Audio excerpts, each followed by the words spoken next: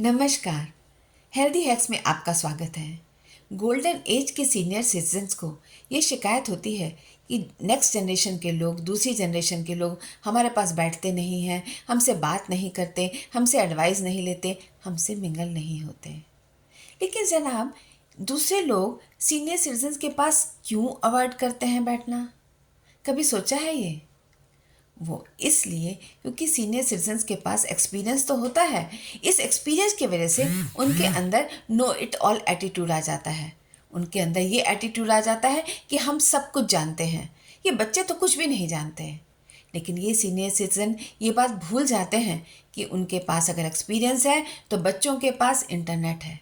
उस इंटरनेट की वजह से इन्हें भी सारी नॉलेज पता है। इनके पास भी सारी नॉलेज है। इन्हें भी बहुत सारी चीज़ें पता हैं जो कि शायद हम लोगों को नहीं पता या उससे पहले की जनरेशन को नहीं पता। बुजुर्ग ये उम्मीद करते हैं कि जो वो कहें बच्चे उनकी बात सुने तो, लेकिन साथ में माने भी। लेकिन जनाब, क्यों मानेंगे? आप क्यों उनसे उम्मीद करते हैं कि वो आपकी सारी बातें माने? श्री कृष्ण ने अर्जुन को उपदेश तब दिया था जबकि अर्जुन उनकी शरण में आया था। अर्जुन ने कहा था कि हे कृष्णा, आप बताओ मैं क्या करूं? तब श्री कृष्ण ने उनको बोला कि ये करो। लेकिन साथ में श्री कृष्ण ने ये नहीं बोला कि यही करो। 18वां अध्याय पढ़िए। 18वें अध्याय में ये लिखा हुआ है।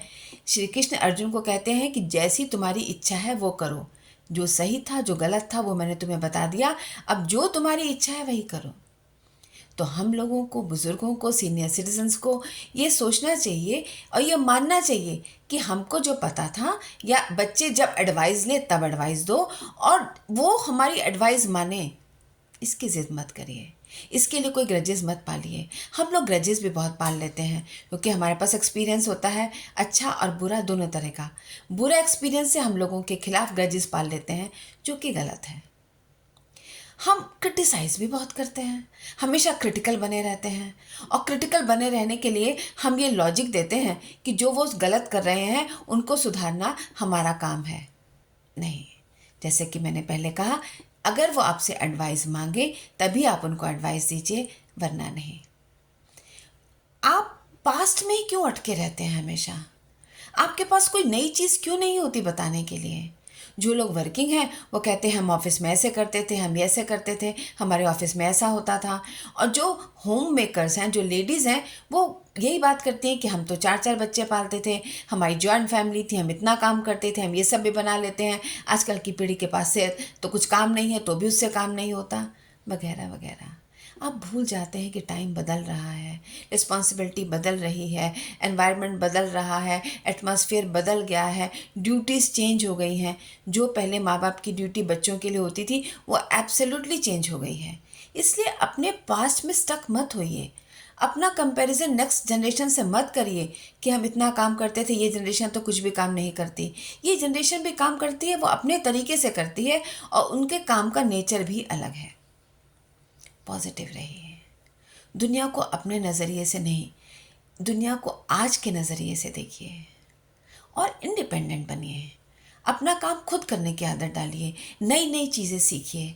आपके पास जब नया नया होगा कुछ बताने के लिए, तब दूसरे लोग आपके पास बैठेंगे और आपके पास बात करेंगे। और नया कुछ इंटरेस्टिंग होना चाहिए। सेल्फ ग्रूमिंग पे ध्यान दीजिए। जो हेयर स्टाइल आपका पहले था वही हमेशा चलता रहे। ऐसा क्यों? मौसम के हिसाब से, एटमॉस्फेयर के हिसाब से, फैशन के हिसाब से अपने आप में चेंज लाइए। देखिए, क्यों नहीं बैठेंगे बच्चे आपके पास? क्यों नहीं मानेंगे बच्चे आपकी बात? ट्राई करके तो देखिए, मुश्किल नहीं है। थोड़ा सा बदलिए अपने आप को। ये नई जनरेशन, ये बच्चे आपके पास बैठेंगे, आपसे अपनी बातें शेयर करेंगे। लेकिन सबसे पहला नियम ये कि अच्छे लिसनर बनिए।